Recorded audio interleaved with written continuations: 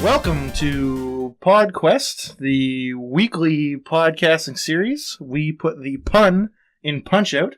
I am Player 3, the King of Sting, the Prince of Punch, the Count of Monte Fisto, Paul English, joined by... I don't have an epic intro like that. It's Player 1, Kelsey Pullman. And I am Player 2, Dustin Lyon. Dustin Lyon. So, as we have done in the past, we will be giving you a nostalgia punch right to the breadbasket today, talking about our... I think I just stole Dustin's player number. I think I mixed them up. That's fine. That's fine. Doesn't matter. I'll be Player 2 today. You make a good Player 1. Thank you. I am forever Player 3. We'll be giving you a nostalgia punch in the breadbasket with our favorite video game commercials of all time. It'll be interesting to take a look back at some of the interesting commercials that we've seen over the past few years, because, to be honest, there hasn't been really any good ones as of recently, but we'll maybe discuss that as we get further into I got some things to say about that when we get into the main topic. Yeah, I got some, there has been some in the last 10 years. But yeah, you gotta stretch it out further. Yeah, you gotta really look. But before that, some news. Let's go through what we played this week. There's a rhyme and a reason, Kelsey. Sorry. To this show. That's why I'm... We know what's going on. There's some really exciting news you're really happy about. We gotta do the intro stuff first, though. All right. So, how about you? Let's start with you, Paul. What did you play this week? I had a blistering week of Rainbow Six Siege. Ooh. I had some of my best games ever. Double-digit kills, which is pretty good. MVPs, played really well. PUBG, been struggling with PUBG to get the chicken dinner this week. Lots of second place, lots of high kill counts, things like that, but no locking it in. Can't bring it home. Too many scrubs to take care of? Yeah. I don't want no scrubs. Scrub is a guy trying to get with me. I don't want no scrubs. I did the Nosferatu Zod fight in Berserk, Band of the Hawk. Oh, cool. Very cool. It has all the cinematics from the movie. Looks really good. It was a lot of fun to do. I recorded it, so we can splice. And I think that's it. I didn't do a whole... Played a little bit of Overwatch and had some success in Season 8. I think we won all our first 4 placement matches. I gotta get back to playing Overwatch. Yeah, I haven't played it for a while because I just haven't had any time to play it or haven't had anybody to play it with. Okay, because I don't like playing it by myself. Either do I. I have to play it with at least one other person. I'll add you to the friends list and we'll give it a go. All right, we get to rock my diva. Yeah, we have the 2 people. So in one of the Power Up Prince Georges we did, we had an Overwatch tournament. I entered a team, and I still play with 2 of the people on a regular basis. The one guy, he only plays Overwatch. He doesn't play anything else anymore. He's very good with really high skill ceiling characters as well. So it's a lot of fun to play with him just to see his movements and stuff like that, because he's actually put the time into being. And he was one of the first people maybe in Canada to win, or the first person in Canada to win a big money sum at competitive gaming for Halo 2. He's got a $10,000 check. I think it's $10,000 check. Framed still. That's so cool. Yeah, it's a really cool little... Why hasn't he cashed it in? I think he kept it for nostalgia's sake. Oh. Trophy. Yeah, it's really interesting that somebody from our town won Halo 2 tournament on a global scale. Yeah, weird, eh? Yeah. And he was really good at Halo games, Counter-Strike. First-person shooters is his bread and butter, his jam, his PB&J. It'd be interesting to get him on the show if we decide to do some sort of Halo thing. We will... Even just competitive gaming. Yeah. He's tall and broad-shouldered like myself, so... Lamb across the table. Lamb across the table. Eat sushi off him while we're at it. We put the yuck in. That's yucking disgusting. Kelsey, what were you up to this week? Board games mostly this week, actually, instead of video games. Played... It's all new ones to me. I played one called Chinatown. where you are a bunch of 1960s Chinese immigrants buying and starting storefronts in a Chinatown in New York. It was really neat. Less structured than almost any other board game I played. There's a lot of like free trading in it, so it was really cool. Played one called Broom Service, where everyone is flying witches around a map to collect and deliver potions. It was really casual, really easy to learn. My kid really liked that one, so it's a fun family one. And my favorite one we played was called Feast of Odin, which was just monstrous in how much room it took up on the table, because there was like the main playboard. Every player had their own playboard. There was 4 islands you could go to. You could build houses. There was a mountain track, and probably a bunch of other ones I'm forgetting. And there was like 32 little sections where you could actually buy and craft items. And so you could explore, you could craft items, you could raise cattle, you could pillage, you could go hunting. Like there was endless amounts of things you could do in this game, and all of them are worth points. So at the end of the game, if someone's kind of in the area you want to go, if they wanted to spend the whole time like whaling or pillaging, you can just find like one of 30 other things to do to gain your points. So it was pretty like sandboxy, free roaming as far as a board game goes. It was really hard to learn the first couple rounds, but the guy that we were playing with knew it really well, so we picked it up after play 6 rounds, I think it was, and 3rd or 4th round it started clicking and making more sense, and had a lot of fun with it. Usually with most board games that, you know, whenever you have a brand new board game or even like one that you're not 100% familiar with, it always takes like a round or 2, and then you're especially with that many mechanics going on. Yeah, both the other ones we played were so simple in comparison. I kind of understood them right off the bat. That one definitely took a couple rounds, and I'm eager to actually play it again, because now that I understand it, I feel like I can do better. And the couple that we played with, my wife and I, were really excited because like we didn't think anyone would ever want to play this game with us. So now that we have someone to play with, hope to do it more often. Cool. I like Feast of Odin, and I like the punniness of Broom Service, because as soon as I said Broom Service, I was like, okay, it's either got to be witches in a hotel room, or so. It's like a Kiki's Delivery Service like board game where you're just like dropping off potions flying around. Tagline on the box is Broom Service. We put potions in motion. Hey, there you go. Pretty good. When I got here this morning, I was looking at the box. I was showing it to him. Yeah, we borrowed that one. As for myself, I didn't really get a whole lot of time to video game that much this week because I was doing a lot of what was your terminology, Paul? Slicey slicing? Splicey splicing? Or as we also call it, editing. I don't want to get too technical. For the layman's, it's called editing. Doing a lot of editing of our other episode stuff that we have going on here. And they look fantastic if you haven't had a chance to check it out. Yeah, check out Vice Project Doom, where these two guys here go through a pretty interesting original Nintendo adventure. Yeah. And Paul's amazing voice acting throughout the whole thing. He narrates the cutscenes pretty dynamically. I do. I am a man of many voices. He's just not sure which ones go with which characters. Yeah. Wait, is he talking or is it she? I was laughing again when I was rewatching. You may hear some Dustin snickers in the background at certain points. I was actually pretty quiet. You actually don't hear me too much, but I did get a chance to play some more Portal Bridge Constructor though. Nice. So I actually got to a point where I was building a bridge, and I'll be sure to splicey it into this video.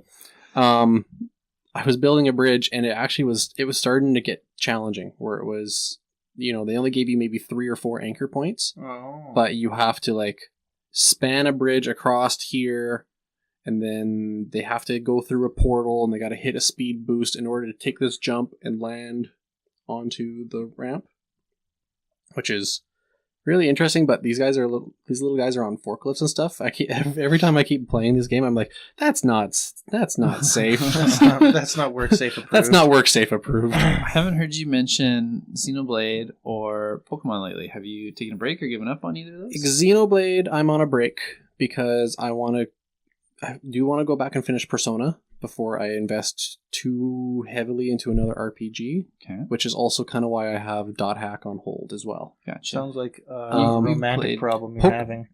Where me and Xenochronicles are on a break. We were on a break. We'll get through it together, Dustin. Been trying to want to get back to finishing some more Pokemon because I want to get to the end game where you start fighting like Team Rainbow Rocket. Right. It's still early this morning. Team Rainbow Rocket and all the late game stuff because I really want to get to that part, but I'm still going through like the main part of the story where you got to go through and you got to grind through all your challenges and gyms and whatnot. And it's getting to the point where I just want to transfer my old Pokemon from my other copy of Sun and just speed run through that part. Just I can understand that. I was, however, though, the last couple days was working on a carrying case for my X-Wing stuff. Cool. Because I got a hold of a Ghost. It's the main ship from the Star Wars Rebel series, and Sabine's TIE Fighter. Oh. So it's a TIE Fighter that you can actually use as a Rebel ship because it was a TIE Fighter that was stolen and then Sabine repainted it. So that's really cool. So I had this nice case that I got from Canadian Tire that I'll put some pictures up to show it. But I believe it's called Punch Out foam, where it's foam that's already like kind of half laser cut it already into a grid system, and then you just have to cut in and pull out the size you need for your ships and stuff. But I was just sitting there just trying to plan, trying to get it as efficient as I could, and then almost all of yesterday I was just spent there sitting there just carefully cutting into the foam and not accidentally ripping a piece of foam off that I still needed to keep. So it took a little bit of time, but it's finally at the point where it's actually usable. Yeah, I've seen a lot of people use those for miniatures games. They're really cool. Yeah, and this case was only like $40 at Canadian Tire, and had the foam, and it's a hefty case. Nice. Like it's a aluminum grade. Oh, nice case. Yeah, so some pictures up. How many ships do you currently have in your arsenal, in your armada? 2 large ships, the Ghost and the Falcon. Mm-hmm. And then all the rest are smaller ships. So I have 4 X-Wings, an A-Wing, 2 regular TIE Fighters, a TIE Bomber, and a TIE Interceptor. Okay. And so are there, you said large ships of the Falcon and the Ghost. So is there an extra large category or like a super category? There is. Like I think they're called the Epic ships. Okay. They're actually they're like the Rebel Transport, Imperial Transport stuff. Tantalus was one of them. But those ones they're super big, but those ones there, when you play with those ships, you actually do like missions. Yeah, they're like special scenarios. Oh, so you can't do them in like a PvP situation. I like the dogfight aspect better. Yeah. Like I haven't played the mission one, which I'm sure would be fun. Yeah. But for me, I like the dogfight. I've seen them play where like you'll have one person running one of those epic ships, and then you'll have like 3 other smaller teams all fighting that one. So it's like a 4-player game kind of thing. That's sweet. Kind of like HeroClix. Like they've got those big like Galactus and Apocalypse and stuff like that. Because I haven't seen them myself, so I can't speak 100% from experience. But I think the epic ships are like their hull values, like how much health they have and stuff, and their shields are through the roof compared to other ships, which makes sense. Yeah. So I'm quite interested to use that case maybe later today if we've got some X-Wing going on at the store. Cool. So if not, definitely there for Pokemon later today. So. Huge Pokemon restock. Yeah, huge Pokemon restock. So it's nice to get caught up on that. Long time coming. Yeah. Christmas cleaned you guys out. Real bad. Yeah. So, and then we got a new set coming up pretty soon too. So nice. I think beginning of February is Ultra Prism. That sounds right. So that'll be coming up pretty soon. So we've already had players messaging me about, hey, when are we going to do sealeds? When are we going to do that? So cool. Pass that information off to you and the guys at the store. So. And with that, let's move on to our news stuff. It's news time. Gotta love that Video Arcade Top 10. They were a big part of my childhood. Yeah, me that too. was something that I wanted to watch on Saturday. I wrote in a couple times. Never read my letter on there. I didn't get matched up with the studio audience. Oh, wow. That's pretty cool. I actually have friends of mine back in my judo days, back in high school and stuff, that actually he and his sister got to go on the show. Oh, cool. I shouldn't name them, just to keep them protected. But I have a couple friends that they went to Toronto because that's where they filmed it. Mhm. That's why, of course, we never got to do it here because it's always in Toronto. Yeah. But they went and played, and I don't think I can't remember if he said he did win or not, but I think he did win. I think he did win one of them, and he got to do the little ball thing. I think he got like a bike or something like that. That's not bad. So, I was just going to say, though, it's funny that when I was doing the editing of our one episode where Paul did the little, it's mail time, I found a clip, and guess how old the clip was? 25 years? Pretty good clip. The games they were playing were Mario Kart and Star Fox 64. Yeah. It's been like, what, 95? Yeah, that was an old episode. So. Yeah, that show is old. Like, it goes back. Yeah. I missed that show. So do I. It was a really, like I said, a really big part of my childhood. Yeah. Nothing really replaced it either. Yeah. Anyway, let's get into the news stuff here. So, first one here, I found this pretty funny when I caught this earlier this week because when it comes to publishing design and advertisements and whatnot, I always find it funny when something like this happens. So, Microsoft was accused of copying a fan's PUBG artwork, and they had to pull down the ad. It was really funny.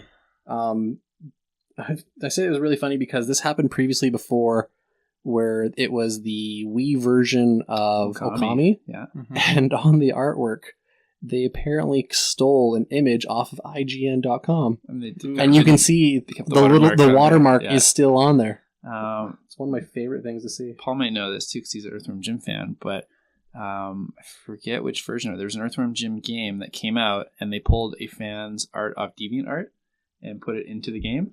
And then when that fan bought the game on the first day, he saw his artwork in it, and there was a little bit of a. That's really funny. So, Paul, if you can see from here, I'll put it up on the actual video here. But you can see here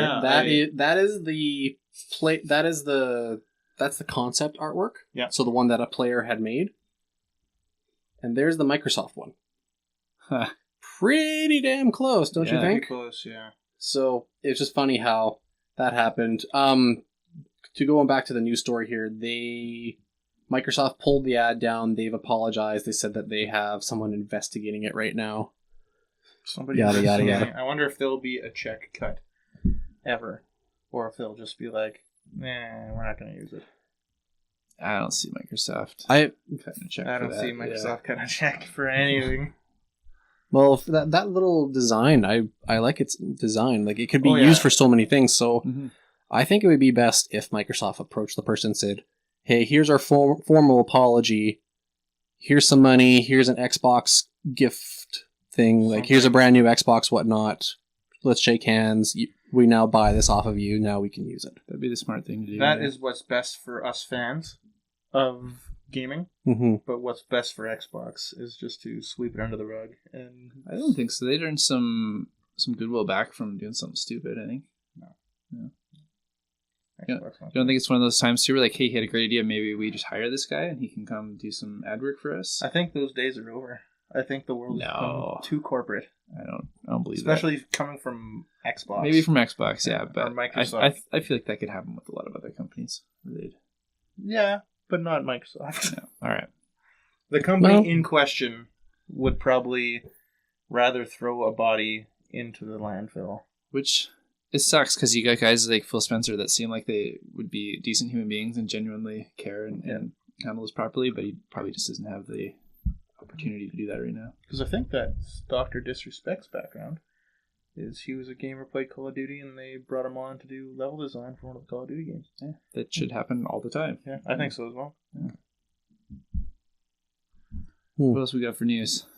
I was just trying to think, like, in terms of that idea of, like, I was just thinking of Sonic Mania. Yeah. Because Sonic Mania was made by fans, and then Sega finally said, all right, you know what? We suck at making 2D Sonics We suck at making 2D Sonics. Let's approach these guys. Let's bring them on board. Yeah. So I just have a feeling that this story eventually will progress to... But like you said, it's Microsoft. Microsoft's not gonna... Sega. Microsoft's gonna write him a check desperate. or some form and be like, hey, here's a Xbox gift package. We're sorry, but we want to buy this ad off of you. So it's a smart thing, but I agree with Paul. I don't think it's going to happen. The next story. Write that in a log. Gravity Rush 2 players are racing to unlock all the items ahead of the server shutdown. It seems Wasn't- really quick for a server shutdown. I was going to say, didn't Gravity Rush 2 only come out like 2 years ago? Yeah. So I just find it weird that all of a sudden they said the server's shutting down. But I guess the premise of this story was, I guess you have to play online to unlock a bunch of special items and stuff. So that's what these players are doing, that they're quickly running around to do these achievements, grinding it out as quickly as they can before the server shuts down. Is there a date on the server shutdown? I think there is. Let's see. Servers are scheduled to shut down on January 18th. Holy cow, that's The game's 1 year fast. anniversary, so it Oh, only has man. 1 year. That's crazy. That must have not done well. I played through the first one and it was really fun. I've been It's- meaning to play the second I one. know just it's haven't one of those gotten to games it that I've seen. Like, it looks interesting. Mm. Like, I think it'd be really interesting to play. There's- But yet. Nothing I can think of that's quite like it mechanic wise. Even the whole atmosphere is really unique. Never played it. I should. Yeah. oh, you okay. should. I think actually here I'll read a little more into the article here. This is off of Kotaku. The online mode also features treasure hunts where players discover treasure chests in the game. They can snap a picture of it and upload it for other people to hunt the treasure for themselves. Players get whatever's in the treasure chest, ranging from pieces of furniture to new character emotes to talismans that give Cat new abilities and status boosts. Sony's decision to cut the lifespan of Gravity Rush 2's online feature short didn't come out as a surprise given weak sales.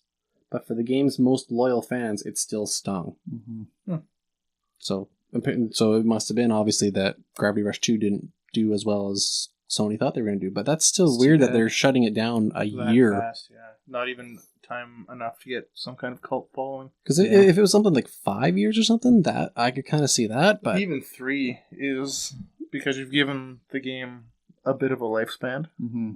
A year's a little short. What frustrates me is when they have achievements linked to online stuff like that. Add Like, it to the list. add it to the list. I got Brutal Legend about a year after it came out, and I 100%ed everything I could in that game. But then when I went to the last like 3 or 4 achievements that were online related, nobody was playing anymore, and Yeah. I couldn't get Couldn't those get them. matches. right, because it wasn't something like you have to like win an online match or stuff like Yeah, that. they weren't hard. They just had to. I couldn't get matched with anybody at that point. It just kind of it's sad to hear that when stuff shuts down. Like Chrome Hounds for the Xbox 360 Yeah, was a online only mech fighting game. it was a wicked game. Chrome Hounds was awesome. Because I remember I didn't have a 360 at the time, but when I saw it, I'm like, this is like Armored Core, just Yeah. online. And it looked really cool. And then, oh yeah, the game shut down now. Well, now the game's completely useless. Yeah. At least Gravity Rush 2, at least you still have a single player. Mhm. Mm-hmm. But it just kind of sucks that when you shut down multiplayer stuff like that. One of the reasons why online only stuff sucks. Yeah, and that's there was a big list of games that really pushed in that era, the 360 era. It was like, yeah, you can do like online campaigns with friends, and like online was a big part of it. Yeah. And then you bought the game, and then it just wasn't supported after a while because it didn't do as well. Like Kane and Lynch, not a great game, but a lot of people bought it for what you could do, like the co-op run-throughs and stuff like Yeah. that. Same with Two Human. Hard to find Is, good co-op stuff. Yeah, Two Human's another really good example of kind of like a co-op campaign run. I heard that game just didn't live up to what people wanted, though. It didn't, but it was still a cool multiplayer concept, kind of like a futuristic Nordic Diablo. Oh, that does sound cool. You were hacked into like Odin's Matrix, and you ran around with swords and axes and like pistols and laser beam guns, and you were trying to figure out what's polluting the Viking cyber world. It's really cool. Yeah, concept. it's super awesome. Like, it was so cool. And they had a bunch of, it was an interesting concept for sure. It was cool. Yeah. That's all I gotta say about that. Right. Go play it. Go play Oh, it. wait, you can't. You can't. I bought that from you. No. I went into the store. I bought Stranglehold. It's cool, man. Fat. Something else. And we were talking about how many copies of Two Human there were. And you were like, I will throw in a copy of Two Human for free. I'm like, I don't think I can play this anymore. Enjoy. Enjoy.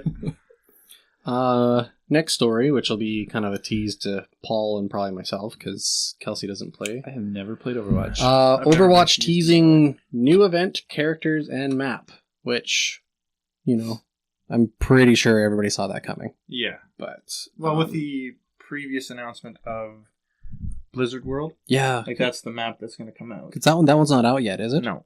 So that's going to be the map that's going to drop. But it announced a bunch of. They're going to do a Chinese New Year event again. Mm-hmm. Last year was Year of the Rooster. The dog this year? Sure. Right? I think it is. I think it's dog.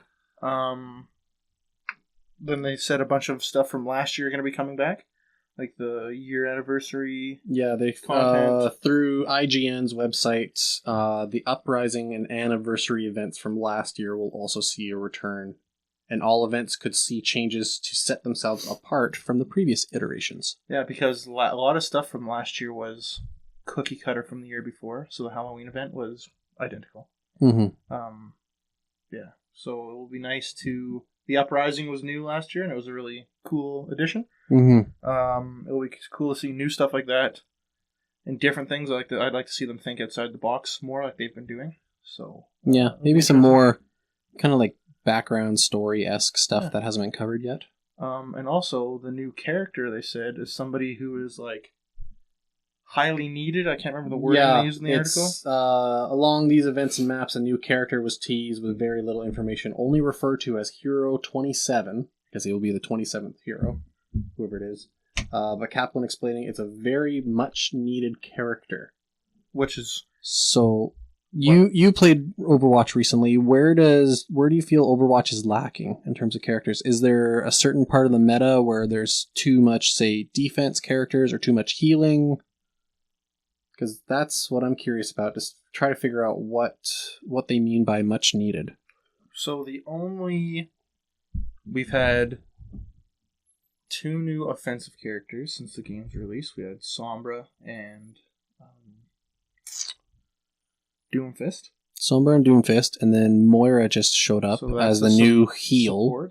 Support. And Ana was the other new support. Mm-hmm. She's a healer as well. And then we had a new tank in Orisa. So we haven't had a new defense character. Right.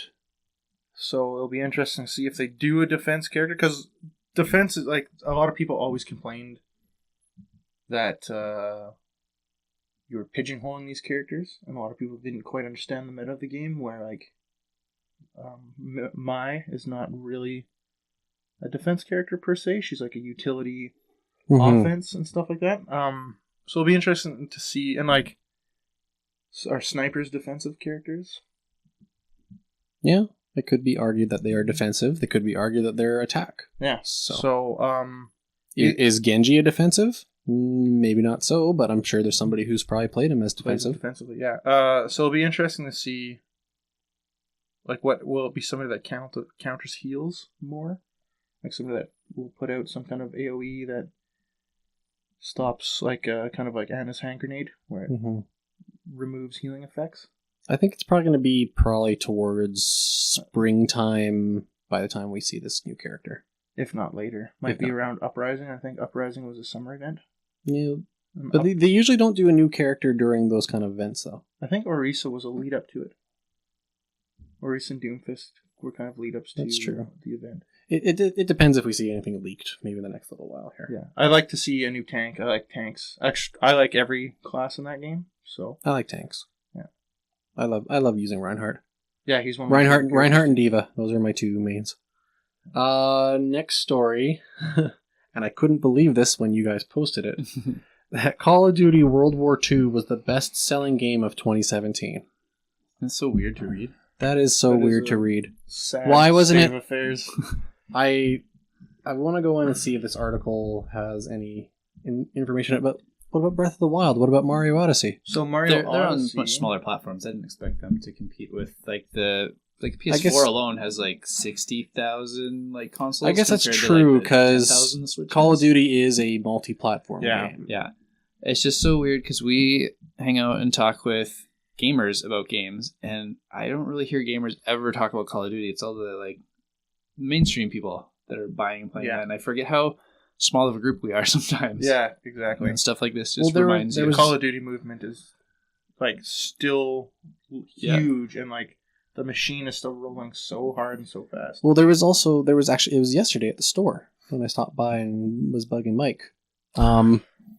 Someone had come in and they were trading in their copy of Call of Duty Modern Warfare 2. Mm-hmm. Sorry, World War 2, because they said that, they love Call of Duty, but they went out and bought this one. They only played it for a week and then they were done with it. And then that was it. So maybe they sold a lot of games, but who's to say all those games are staying in the player's hands? Well, that's Call of Duty's mantra. They do a game every year almost. Yeah. Or I think they do. They do a game every year. Cycling through development. Yeah. They don't care if you play it for a week or not. Give me your money. Yeah. Shill.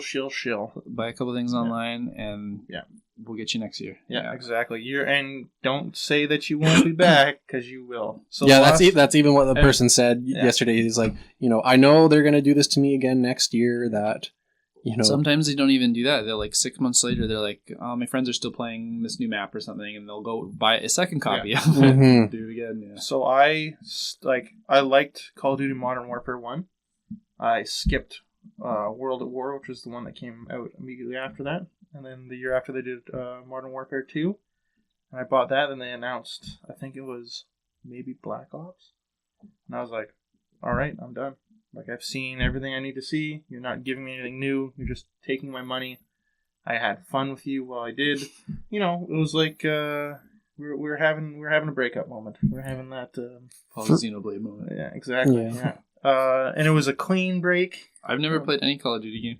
And I moved on to like Battlefield after that, and never played a Battlefield game. I'm missing out. Not a big I don't think you are really missing out, because a lot of not at all. Call of Duty single player stuff is just snippets of single player, just stuff that you can do in multiplayer. Yeah. Like it's training for multiplayer. I liked Modern Warfare 2. Yeah. I didn't mind it. Like I actually used like a lot of in Modern Warfare 2, I used the riot shield the entire time whenever I played multiplayer, because someone could throw a sticky bomb onto your shield, but as long as you held down the shield and you crouched, you were protected against it, and it blew up in your enemy's face. And then the third one, Modern Warfare 3, was the last one I majorly played, because they changed the kill streak system, which I thought they had desperately needed to do. Because the kill streaks were only good for, if you're doing good, we're going to keep giving you these awesome kill things to keep doing good. I was like, that's not fair to people like me who aren't good at getting kill streaks. Or people using a riot shield. Or people using a riot shield. So then they introduced it was the support version, where it was, you do get kill streaks for every kills you make, but you don't lose your kill streaks when you die, and all your kill streak stuff are more supportive stuff, like bring in a radar system, bring in a crate drop, bring in some stuff, not like weapons. Yeah. So that was one thing I really liked about that one, but since then I've never looked at Call of Duty ever again. Yeah, the Call of Duty hardcores that listen to this are just thinking in their head, get good, noob. Yeah,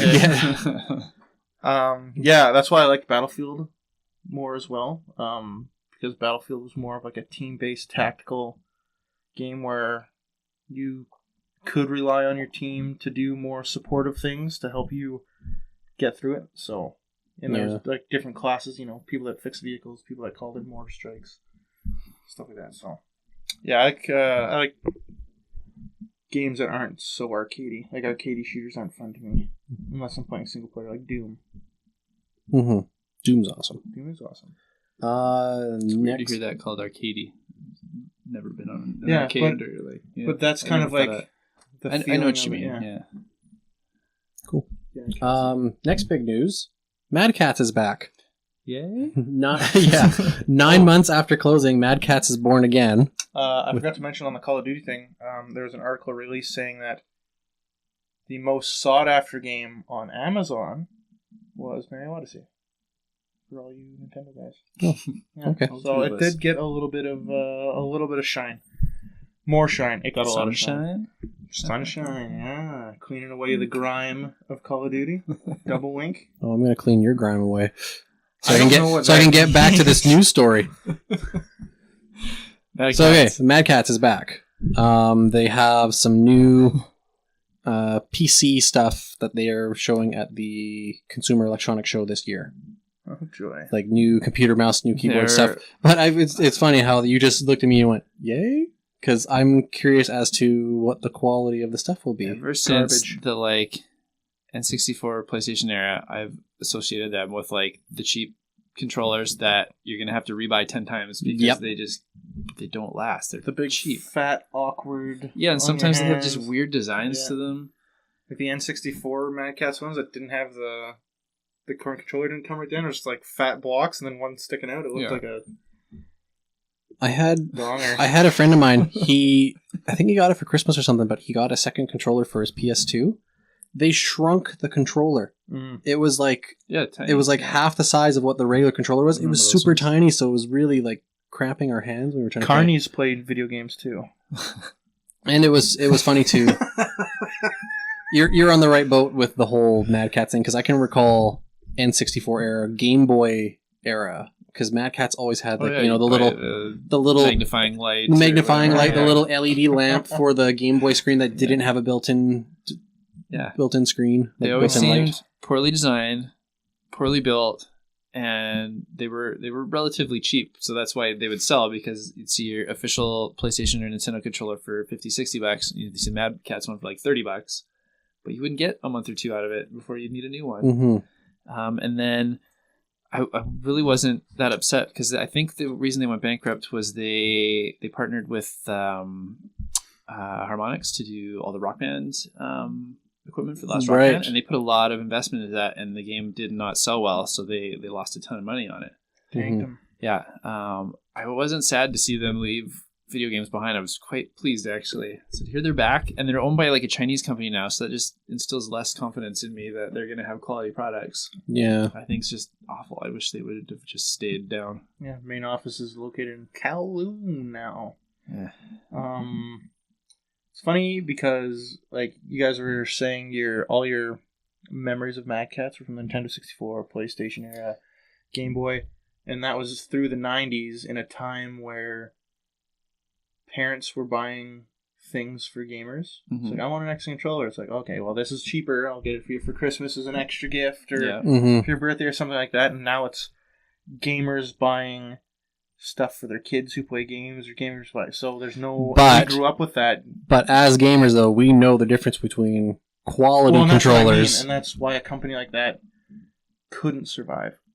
Because they did decent fight sticks, though. I was going to say one of the last things I remember hearing about a good thing about them was that they actually had a decent fight stick. I think it was a couple of years ago. It's such a small market, though.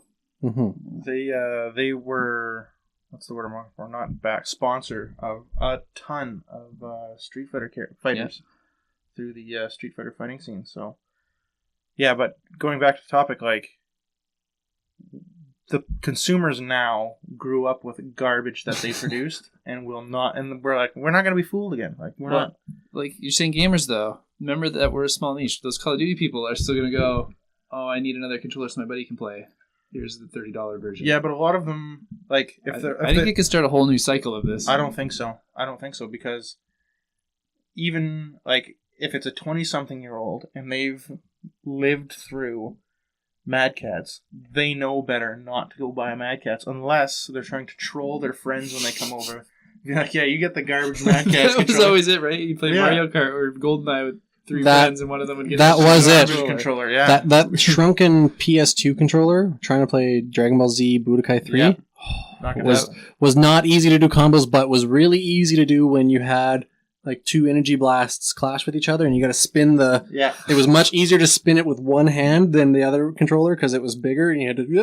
You could switch back and forth quicker. That was one thing that we did have fun with the Mad Catz controller was GoldenEye. We would play, and whoever won the match would get the crappy controller as a handicap, so they wouldn't win the next match. But that's so bad for a company that's what it's like known for. Yeah. So, and even like I said, kids who are coming up now who are your son's age. And if their parents were gamers through the 90s, which it's quite possible they were, they're not going to go out and buy Mad Catz controllers for their kids because they know they're garbage. I don't agree with that. I think they can restart that cycle again. You know what? Somebody write I don't this think down. people I are bet something as smart a consumers as you're giving them credit for.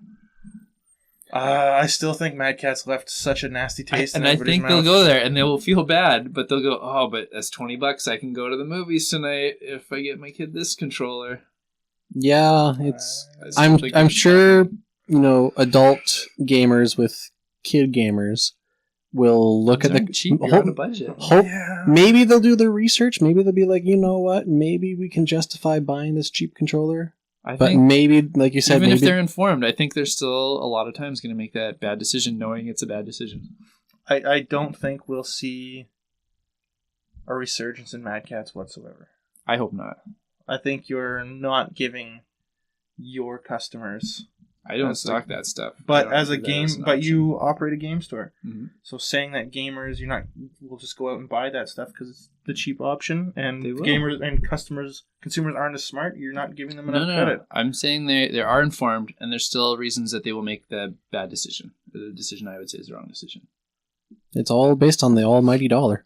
It is based on the almighty dollar. That's what makes the world go round. Yeah, I can't see it coming back. But maybe let's maybe Because say, why haven't we Wh- seen other wh- garbage companies but maybe with explode in popularity? Mad Catz. but maybe with fail. maybe with the benefit of the doubt here, maybe this little bankruptcy, maybe they said, you know what, we need to up our quality. We need to make things in Hong Kong. yeah, let's make things. Everything's made in Hong Kong, man. Yeah. So the good stuff. maybe I could we'll see them. see. Maybe they improve their quality. I could see them exploding in like the Asian market. Yeah, China's And- just getting into a whole bunch of video game stuff. Yeah. Like, so that's a huge market. And maybe even some European stuff, but I can't see us seeing a lot of Mad Catz in North America again. Ever again. Let's hope. Never ever again. Let's hope. Yeah, fingers crossed. Actually, just quickly on that note, what company would you say you have the most dominant like PC peripherals from, or like what's the one company you go to when you know you want to buy a new keyboard or a new mouse? Like, what's the company you always go to because you know they have good quality? Razer has good like headsets and stuff like that. Corsair. I have a mouse and keyboard from Corsair. The quality is really good and the price point is like there. Yeah, so that's what for like add-ons and stuff like that. That's usually what. See, I kind of got to go opposite of you. I've bought a Razer mouse. It was supposed to be a wireless gaming mouse. Oh. The wireless part never worked. I So never I go wireless anything. So I immediately went, you know what? I'm going to return this, and I'm going to go with my good company that I always like, Logitech. Yeah, Logitech's. Logitech's always had good stuff. Yeah. I always thought of them as like a I have Mad Catz kind of company too. no, actually, they have a lot of decent stuff. My only experience with them though is like late 90s, early 2000s. So I don't Yeah. know if that's At changed since one then, point, but they For- were for like that. Logitech? They were Yeah. terrible back then. At They're one they're point, way they better did now. Produce not great quality stuff, but as far as like being like, oh yeah, I bought a Razer or a Corsair or a Logitech wireless anything, the technology's not there yet. Like I have a friend who has a wireless headset. I think it's Razer as well. It's garbage. He's always having to charge it. It's always freezing on him. When the battery's low, we can hear an audible beep on our end. It's like beep beep beep beep beep beep. And I'm like, oh.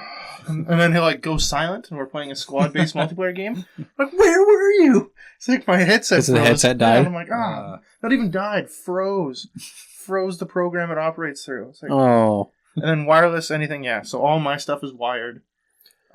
that means I do have technically it is a wireless Logitech mouse, Mhm. but I do keep it plugged in because it did have the option that if you wanted Yeah. to keep it plugged in, you could. And I was like, you know what? I will do that because then I don't have to worry about the battery issue. Because it's like having is your internet connection wired or wireless? Mine is wired. Yeah. Why would you go wireless? It's just not. It doesn't operate as well. It's like those retro systems you used to have at the store, and you'd walk in front of them, and they wouldn't work anymore. Yeah, Like that's break the IR and Yeah. the controller. It's actually funny that you mentioned. Do you remember we should speed this up so we can get through the last news story here. Do you remember the wireless link cable adapters that came up for the Game Boy Advances? The ones for the SP and the Game Boy Advance? no. Oh yeah. They came with bundled in with some of the Pokemon games. Yeah. There was one that was adaptable with one of the Mega Man Battle Network games. And so a friend of mine and my other friend were doing some trading of their battle chips between back and forth to each other. They went to go trade the chip, and on the one game, it got traded, Mm-hmm. but it didn't get received on the other end. So it just disappeared. So we made the joke that there was this battle chip floating in the air somewhere, Oh, never to let's be gotta find it. 1,000 years received ever from again. now. Yes, 1,000. When people are linked into the internet. physically into their brains. Yeah. Someone's going to download that battle chip. Hey, battle chip, and then they got a sword in their hand. And they're like, ah! Have you ever watched Black Mirror? No. Not yet. It's like a highly regarded kind of like a horror sci-fi. Isn't it like people are saying it's like the new Twilight Zone? Kind of, yeah. And every episode is like a mini movie. It's like an hour long movie. It's an hour and a half. The seasons are very short. So the new season dropped. The first episode is about VR gaming and kind of like a Star Trek-esque game. And it's actually really fun. It's a really good episode. One of the better ones of the show I've seen. I'll have to look that up because I know I've seen it on Netflix. It's like one of those things where I'm like, I need to sit down and maybe try that out. Because I don't like horror stuff, but I love that Twilight Zone, like, Are You Alone in the Dark kind of. Yep, and it's very slight much like spooky-esque stories. Some of the stuff is pretty over the top in their subject matter.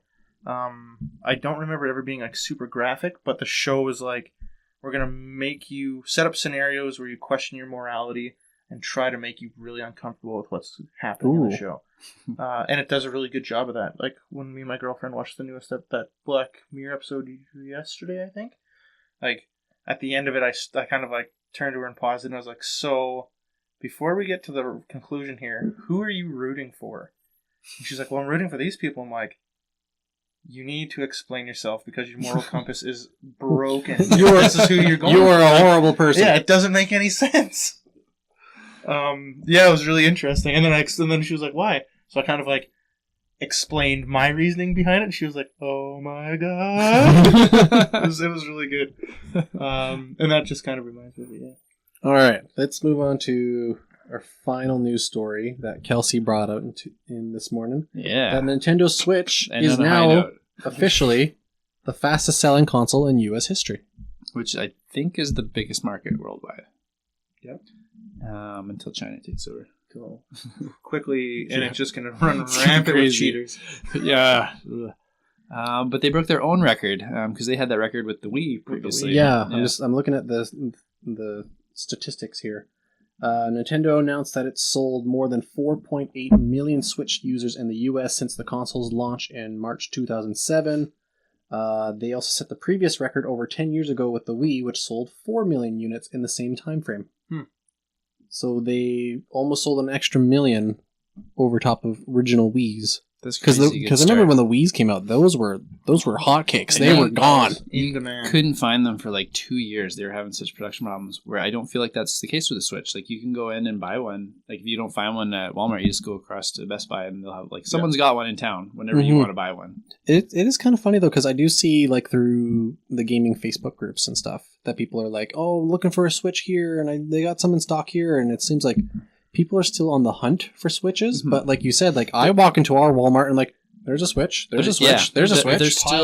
They still sell fast, but they're not to the point where it's like you can wait a couple days for another shipment at your favorite store. You don't have to go on eBay and pay twice the price, which is this perfect balance where you don't have to pay scalper prices for something that you want, but it's still selling really well. Yeah. I can recall when the original Wii came out. I think it was with our EB Games here in town. It was a chance to pre-order the Wii because I know I was in town here. I think I was the 6th person in line to get a Wii. So like I'm probably one of like the first early adopters of the Wii in town here. I was the 6th one, but the months leading up to it, there was a day to come in and you could pre-order the Wii. So I phoned up my mom. I said, Mom, I need you to go in and do this for me because it's something I really, really want. And she knew it was something I wanted. So she's like, okay, I'll go down and do that for you. So she went in and talked to the person and they were like, we just need the $50 deposit, whatnot, and everything, whatnot. She didn't have the cash on her. She's like, okay, so if I go walk over to the bank and go get it, will you make sure that you hang on to it? Well, if you got that $50 deposit here, she's like, no. What part of I need to walk away for 10, 20 minutes? I don't want to come back and find out that it's gone. So, just kind of funny little story that I can recall. I was having trouble finding anyone in pre-order because I missed that first 20 minutes where they all sold out. And then I found Zellers was doing pre-orders. And nobody knew because they didn't advertise it. So I got a pre-order at Zellers. And then when I went to pick it up on launch day, there was a lineup outside of 70 people. And they came out and said, and they were so bad about it because there were 70 people waiting out there since 4 or 5 hours before the store opened. And they came They out. come out and said, we have the 2 pre-orders that we got made, no other consoles. So you other like Wow. 70 people. So are you and the pissed. one other person from Zellers. I'm in the back of the line too because I was confident I didn't need to show up early with my pre-order. So I just walked past all these really disappointed people to Right. go in and get my machine. That was kind of like me with the EB Games pre-order because I think they only got 12 or 20 of them, and that was it. Yeah. And I was like number 6. My Wii, because I didn't, like, I was still riding high on the PlayStation 2, original Xbox, and I'm still riding high on PS2. yeah, it's So great, good. and like Super Nintendo stuff like that. So I didn't own a 360. Was the PlayStation 3 out by the time the Wii came out? I think so. They came out within 2 days of each other. Yeah. Yeah. I wasn't interested in the PlayStation 3. Like 2 months had passed, and it was like right in the huge Wii drought where it was like, we still can't provide enough Wiis for anybody. We can't do anything. All my friends in Vancouver didn't have them. All my friends in Prince George at the time didn't have them. The Wii apocalypse. Exactly. I was living in the Okanagan, and I remember a bunch of friends were coming to visit me, and I was like, I should get a new game console. Maybe I'll go and check out a 360. I walked in there, had a Wii, like, there for sale, and I was like, how much is that Wii? They're like, this much. I'm like, how many do you have? He's like, that one. I'm like, yeah, I'll take it. And all my friends are like, what? You got a Wii? Like, how did you do that? And then all my friends were like, yeah, you got to do a road trip to Vancouver and bring your Wii. Make sure you bring your Wii so we can play it. I was like, okay. They want to see you. They want to play Exactly. play tennis. Exactly. Yeah, I thought that. Paul, it's so good to see you. Give me that Wii. And I had a lot of fun with my Wii. Metroid Prime 3. It gets a lot of It's flack so for good. its library, but it's got so many gems if you dig through the garbage. There's a lot of garbage you got to wade through, but Yeah, so much there's good stuff. well, in that there. was like the GameCube too. But it has a smaller library in comparison. Mm-hmm. Anyway, Switch is on top right now. That's and awesome I'm to hear. pretty excited. I'm hoping that makes more third parties take notice and get some more interesting. Like, I love Nintendo games, but let's get some more interesting non-Nintendo Well, games like on there I think, too. like we were saying last week, that I'm really hoping to see what Nintendo announces Yeah, for this this year. year's super exciting because we don't know a lot about it yet. And Because, they're, like on we this were saying, huge like tidal we wave of already had success. Mario and Zelda. There's a Metroid in development. Maybe we get some more information on There's it a this year. Pokemon in development. There's a Pokemon in development. So There's a Fire Emblem in development. I think the next big Nintendo ones is like a Kirby and a Yoshi. Yeah. Kirby and Yoshi coming out early. Fire Emblem's supposed to come out this year as well. Mhm. They haven't We'll put a see. date on it yet. That's probably Q4. Might be their like Christmas one. Yeah. So I'm excited to see if there's one game that we haven't thought of that's like as soon as they announce it we go, I'm getting that. Punch Out. Maybe. I think Actually, Arms no, takes Arms Punch is- Out's place right now. I think you're not going to see Punch Out either this gen or you're going to see it 2 years down the road. Punch Out did really. Was it on the Wii U or on the Wii? It was on Punch the Wii. Out was on the Wii. Yeah. That game did really. It was awesome. well. It was really well good. received. Did you ever try the mode too, where you can play it on the Yeah. balance board with the two Oh, I didn't. Wii play remotes? that. No, I Like, didn't. So you can lean and punch. Like it's That's cool. It's weird. That's fun. I like that idea. Yeah. I thought you meant like the second time you go through the circuit. No, that's just brutal. Holy cow! Yeah, it's so funny. Like some of the like. I love King the Hippo sto- with the sewer lid on, yeah. on his belly. Yeah, Glass Joe just wears a helmet. yeah, He's it's got so the funny. boxing headgear. Yeah. Yeah, it was It's good. I like those little animations. It's an exciting year for the Switch to hear about it. Mm-hmm. All right, so let's move on to the main topic for today, which we were talking about our favorite video game commercials. Yeah, So I have a list of all the ones that we have here. They're quite a good selection here. So I've been thinking, why don't we start with stuff from the past, like from the far past, like retro era. I was gonna go one further because this might be the most excited I've been since the Star Wars topic. I think this game trailer topic's pretty exciting for me. Commercials, not trailers. Sorry, commercials. I kind of Because there is a a rule rule, here yeah. is these have to be ads. They can't be trailers. Yep, big Okay. difference. Trailers will be Big a different difference. day. I had I kind of took it as advertising, not just as commercials. I did Okay. too. Advertising too, because there's one thing I wanted to put on there, but I forgot to find it. It's a print ad for the original Paper Mario. Yeah. That was just Paper Mario and had a little cutout line that said free demo. Yeah, I love that. I was like, that's perfect. clever. Yeah. Because like there's a lot of really good game ads that we have on here. But the ones that stood out to the most that we had were for the consoles.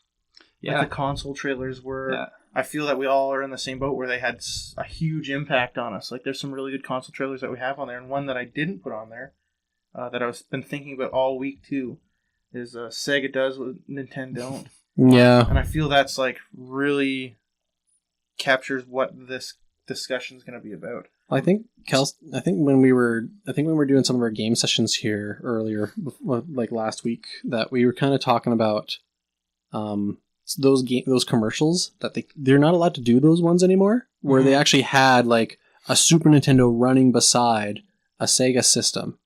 And I think legally now they're not allowed to do those kind of commercials anymore. Legally back then you were. There had to be some kind of recourse.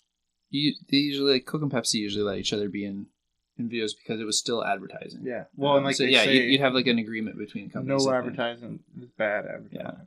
Yeah.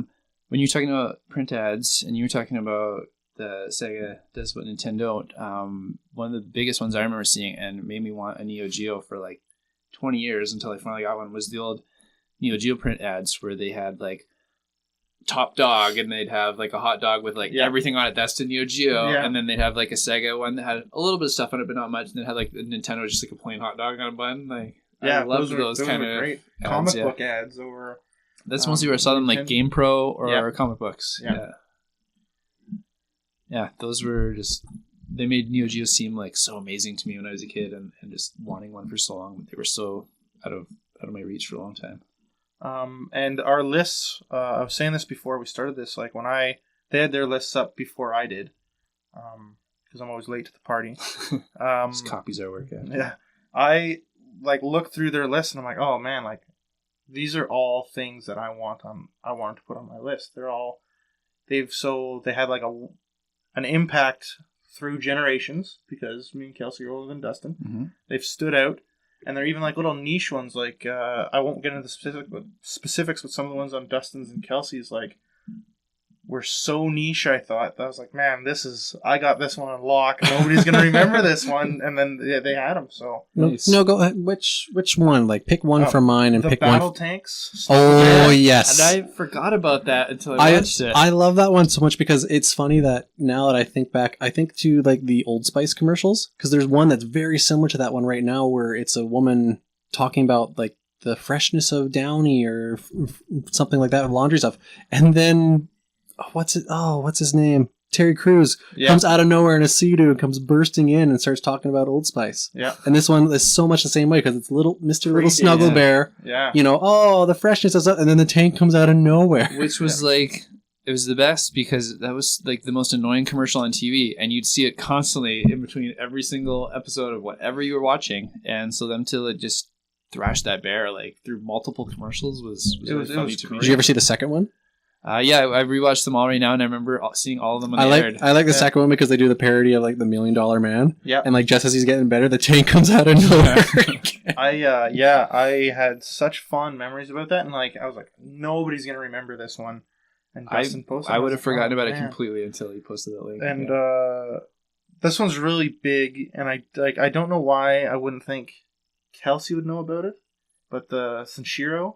Sagata, Senshiro. Those are some of my favorites. I watched those. I was like, I don't know if it's so obscure, but it's so. I watched those ones last night because I was like, I want to make sure I watch these so I know what we're talking about.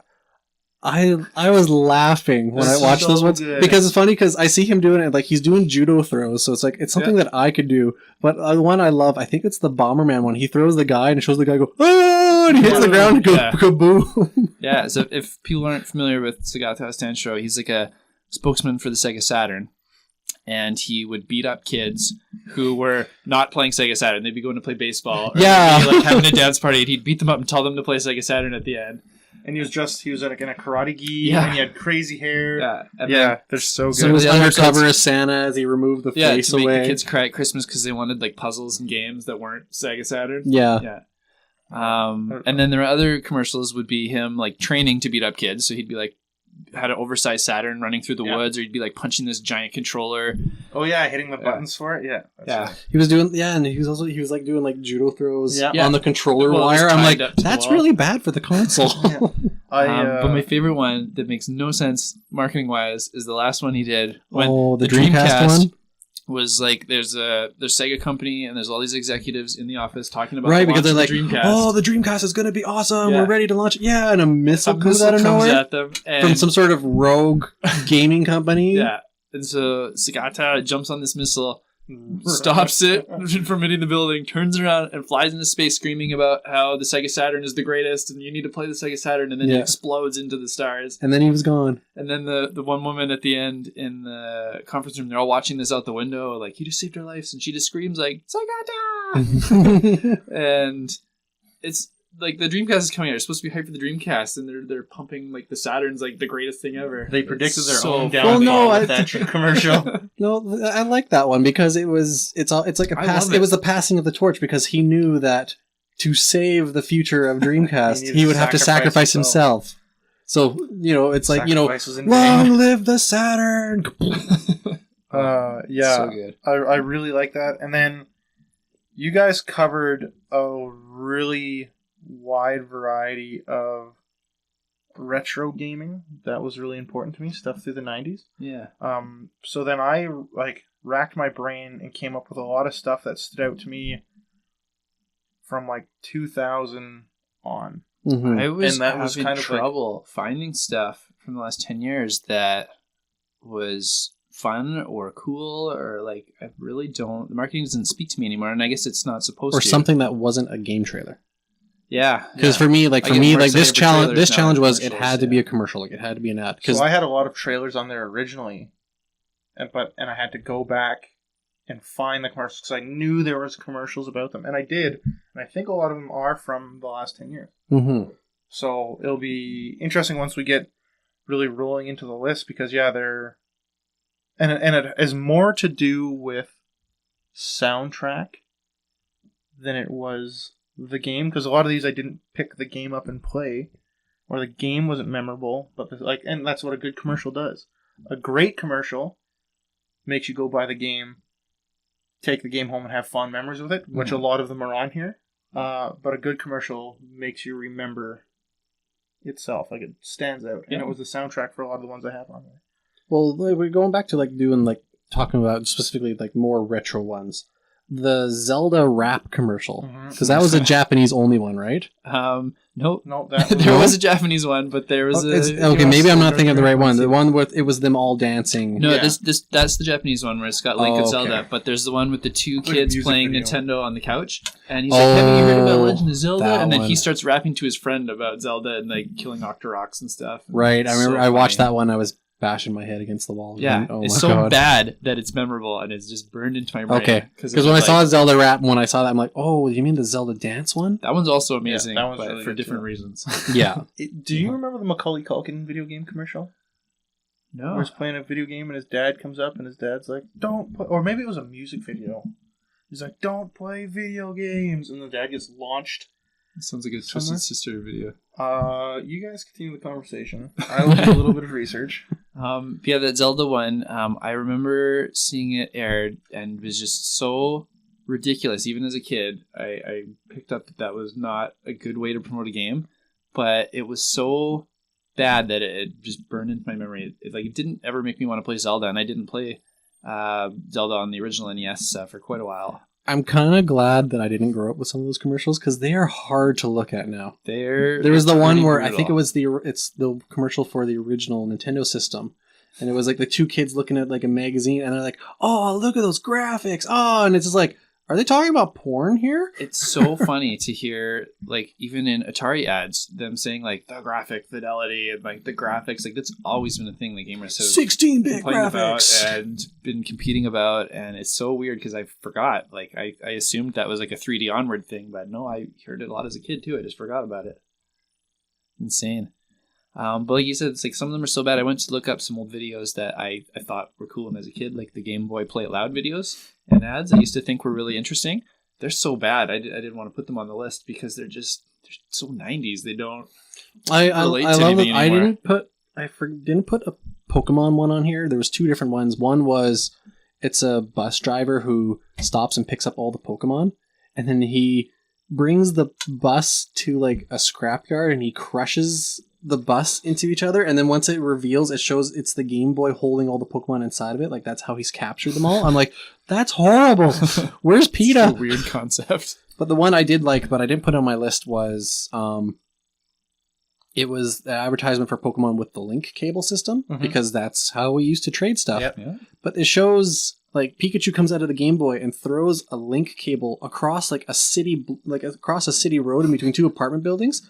Those cables were not that long. I'm sorry. You get maybe 2 feet. I feel like 2 feet's even generous. That's Maybe generous. a little Yeah, less they than were. that. You were pretty. Close. They were never that long. So that's one thing I was like, I love that commercial because it's very 90s feel, but the cables were not that long. Yeah, no, we used to play like Tetris head-to-head way before Pokemon. And yeah, we'd like lay them down on the table and play them like an arcade because we wanted the systems to be really close. Yeah, because as soon as you raised one up, you unplug the cable. You could, yeah.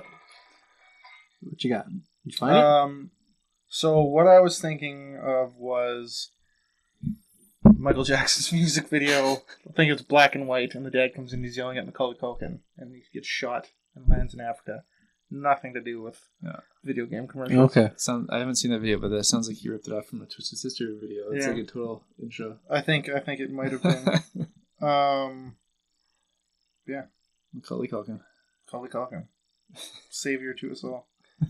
Savior of the masses. Another retro one that we haven't talked yet, but we're all kind of in agreement of the Smash Brothers 64 commercial. Maybe one of the greatest video that games was so funny. of all time. I'd agree that I think that spurred this whole topic being of interest to us when we were talking about this. I was singing the song that's in it to Dustin about something. And we all Imagine flashed back to this. and you and me. I think it was on last week's video, or maybe the video. It was last week's podcast. And that song's been used in like just ridiculous amount of TV and movies, but that's still what I relate it to is that trailer. Yeah, well, that commercial to me is still the best because like the scene where it shows what was it? It was Mario and DK ganging up on Yoshi as they're throwing fists, and then they have Mr. Hollywood voice. Something has gone horribly wrong in the world of Nintendo. I'm like, yes, something has gone horribly wrong. Seeing them like that commercial way before I knew what the game was, and I wasn't reading as many books, so I had no idea Smash Brothers was a thing or was coming out or what it was. Seeing them dancing through the meadow, like holding hands into like just violence, so funny as a kid, and it's still really funny. It is still really funny, and it shows exactly what you want in this game and what it's going to do, and like because pretty genius. Look at these colorful Nintendo characters. We think, oh, they're such a happy family. No, they're not. And like the other video game trailer that impacted me maybe the most came out around the same time as that one. Final Fantasy VII's commercial was like blew my socks off when that came out. I watched it last night because I wanted to make sure that one felt more like a trailer to me than a commercial because it was like 2.5 minutes long. Yeah, and it's really intense. Sometimes I didn't make it to the end. Was it actually a commercial? It's a commercial. Yeah. Oh wow! They pack them in with your like magazines and have like the demo commercials like on some of them too, so you get longer ones. Okay, that makes it because I was sitting there looking and going, "This is not a TV ad. Like, what? How is it this long?" Sometimes the TV ad would just be like a very edited version of that. Yeah. Okay. Yeah. That makes sense because if it was a commercial like within like a demo disc, that makes perfect sense. That commercial did not appeal to me. I remember seeing that and not have like that's Final Fantasy, whatever. Ignoring it, it was other people talking about the game that got me into that game. Advertising did nothing for me. Man, for some reason when that came out, I was like, I want to ride the motorcycle all the time, and it's such a small part of the game. I was like, I want to be on the motorcycle the whole game.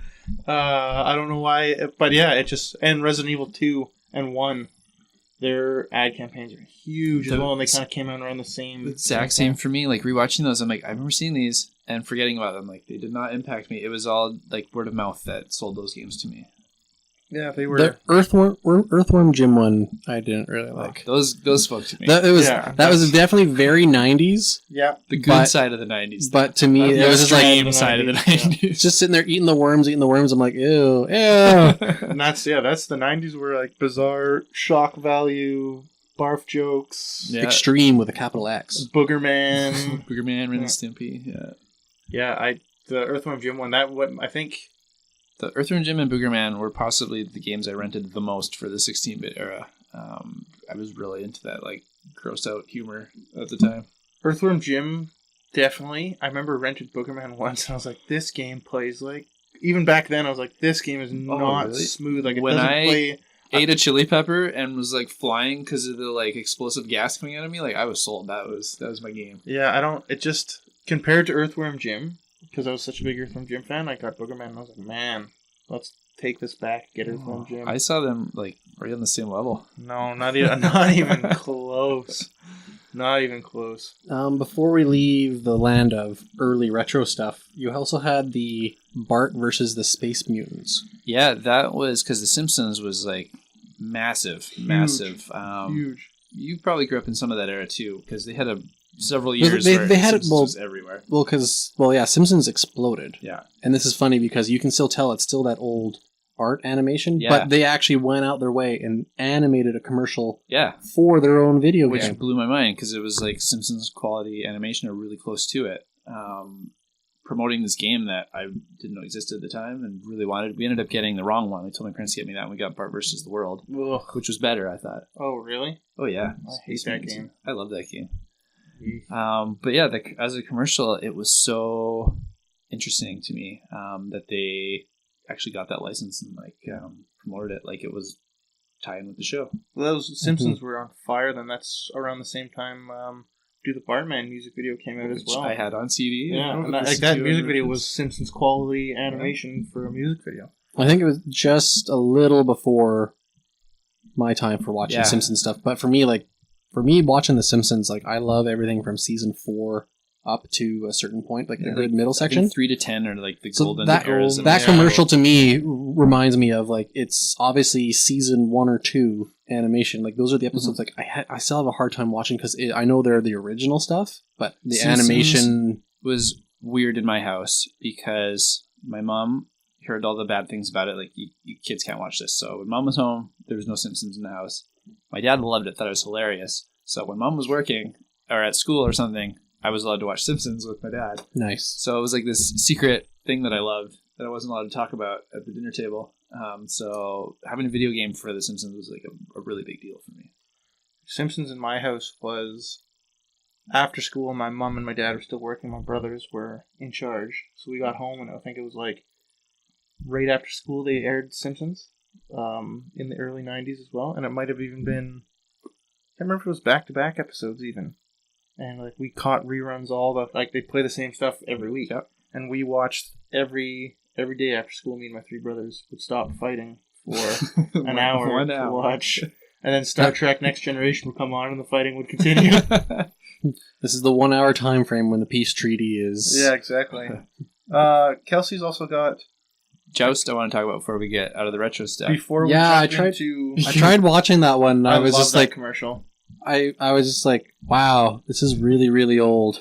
Really, really old. I love it. If you haven't seen it, it is a guy playing Joust in his house, and then all of a sudden, like the characters from Joust, the big ostrich with the knights on him, just appear and burst just through the wall, thrash the house. They're breaking windows, like smashing TVs, and it's really long and like way too long.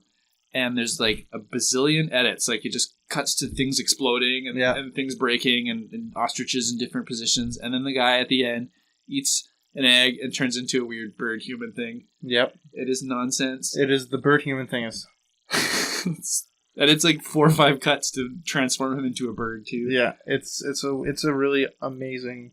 But if you remember any of the box art from Atari games, this like is them in video form, where like they're these really archaic, simple games when you're actually playing them, like blocks, no backgrounds typically, lots of times no sound either. Like in the trailer, even when he's playing Joust, it's really boring to listen to because there's no music to the game. It's just the bloop bloop bloop bloop bloop. Yep. But the box art would be like they'd get like really professional artists to paint these amazing, like even for stupid things like checkers and tic-tac-toe, they'd have like professional artists try and make it look amazing. Very like reminiscent of like the original Mega Man. Like that idea where it's like overstating game and then what you're actually going to be playing. Yeah, and this commercial does exactly that. It just makes this pretty simplistic idea seem so much bigger than it is. Because how do you get people excited over a game that's about jousting? So people are like, oh, it's just jousting. You just tell them about the graphical fidelity. Yeah, you get an ostrich and you. ram it through their house. Yeah. So I don't know that one particular video. There was a bunch from the Atari age that just encapsulate that whole era for me. Is just everything's exaggerated to what it actually is. Yeah, and like you said, the box art and everything. There's actually a really cool book I just noticed at the store the other day that has just got Atari artwork and interviews with the artists and original sketches and stuff, and it's just like a coffee table book that's super thick, and it's got all these iconic Atari box covers and the story behind the box art. I want to pick it up. Crash Bandicoot, because that is another commercial that really encompasses the 90s. I was going to say, actually, Crash, that's probably going to be a good way for us to transition into our more modern stuff. Because Crash Bandicoot probably was, the original stuff was probably the last of retro stuff before we go too modern here. But yeah, the Crash Bandicoot stuff, like him driving onto what we think is the Nintendo lot, which I'm pretty sure it's not because I know how editing's done, but him driving on the Nintendo lot, whipping out the Mega Mic and hey Nintendo, what's going on? Yeah. And it was like a story too. Nintendo, come on and play it. They had 2 or 3 episodes before that one where he's in the vehicle, the same vehicle with the tarp over the back, and he's driving there. And he stops at a road stop, and the trucker's looking at him. He's like, "Stop looking at me, trucker." Yeah. So it was like a story arc to these commercials, which I don't know if I'd ever noticed in a commercial doing before. That was I like stuff that has story arcs. And then for I think it was Warped, there's 3 or 4 commercials where he's training to do the things he's going to do in the game. So there's a commercial where he's learning how to skydive. And then there's another commercial where he's learning how to ride a go-kart. And it was just really neat to see these story arcs in the commercial. That made me excited to see when they come on. Is this the same one I've seen, or is this a new one? And there was also I believe Crash was the official, or I guess half official spokesman to the Pizza Hut one when they introduced stuffed crust pizza. I remember that because pizza around. Because I remember when that's when they introduced stuffed crust pizza at Pizza Hut. I love stuffed crust pizza. And Crash Bandicoot was the guy who came in. He's like, "No, exactly. Turn that pizza around. You're eating it the wrong way." Banging on the window while the family's eating a Pizza Hut. You're eating it the wrong way, and he tells them to turn around. Yeah, I might have never seen that commercial. Yeah, that's really weird that escaped. I've got a really deep nostalgia knowledge for things, and that just. I got nothing on that one. I will find that one. And then he transitioned from just being a Crash spokesman to a PlayStation spokesman, and was saying "Hey, can you do this on the PlayStation?" And then he showed a whole bunch of clips of gameplay on the PlayStation in general, not just his game, which I thought was really neat, where he transcended what he was originally advertising into something broader. And it's funny with you bringing that up because. As Justin said, it's a good transition for Crash Bandicoot, talking about Crash Bandicoot, into the more modern things, because they did those really funny, can the PlayStation do this? Can it do this? And then they moved to... It was an upgrade of the old Sega Nintendo arguments, too, where they'd argue about which system could do what and the other one can't, and seemed to put that into an advertising form on TV. And then the PlayStation revitalized ads like that with something Dustin added, Kevin Butler. Oh, yeah, that's true. And that's very reminiscent of that kind of humor and the dry kind of breaking that wall down. Yeah. We'll get to Mr. Kevin Butler in a moment here. But let's go through some of our more modern stuff. Let's see here. What do we have on our list here that's pretty modern? I guess actually the original Metroid Prime commercial. Yep. That one where commercial.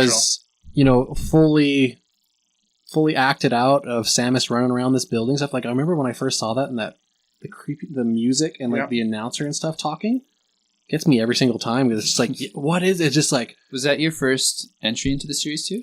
I think so. Yeah. I think for me, because I knew of Super Metroid, but I wasn't really big into it because I was still a little younger, so I wouldn't really get. Super Metroid scared the crap out of me when I was. Well, there was that too. I had a friend who had it, wanted to play it at a sleepover, and I made him turn it off after 30 minutes and was like, I can't sleep now. Well, there was me too. That was me too, because when I played the original Super Metroid, I played a ROM, and it was just me by myself, and it was going through the first mission, and there's a dragon! It's just really what is going on? So I got scared. So, but when Metroid music and everything, when Metroid Prime came out, when I saw that commercial and when I was starting to get GameCube and whatnot, everything, I was like, this is going to be so cool. I can go run around and shoot alien creatures and whatnot. And especially the one thing I love about that trailer too is the last shot they show the Queen Parasite that actually is your first boss in the game. Like, so like they're kind of like saying like this is where you're going to start your adventure, and sure enough, you do. Yeah, that trailer is really well done. It really ushered in, like you said, the new era of gaming that was taking place. When did that trailer come out? When did the GameCube come out? Well, it would have came out after the GameCube because that commercial was made at the same time as the Metroid Fusion one because it's still the exact same. GameCube came out in 2001, I think. Yeah, and then that game when it came out probably the year after. 2 or 3, yeah. But sorry, getting back to my point. But that commercial was obviously made by the same studio because they did the Metroid Fusion one because both games were released at the exact same time. Mm-hmm. And you can tell because when they show the Metroid Fusion one, when they show the evil SAX shows up, it's the same costume they used in the Metroid Prime one, being portrayed as the evil version of you coming after you. So is it a brief aside to how they did that format too, where they have like real actors into gameplay, where they've done for almost all of these. I was recently watching a Netflix documentary on toys. I started that actually. Really cool. But one thing they mentioned, I think it was during the He-Man episode, was the advertising rules at the time were for a 30-second ad, you could only have like 7 seconds of animation, and the rest had to be real people. Really? So I'm wondering how long that lasted, and if that was part of the rules for a lot of game ads, because they kind of follow that formula for a lot of them.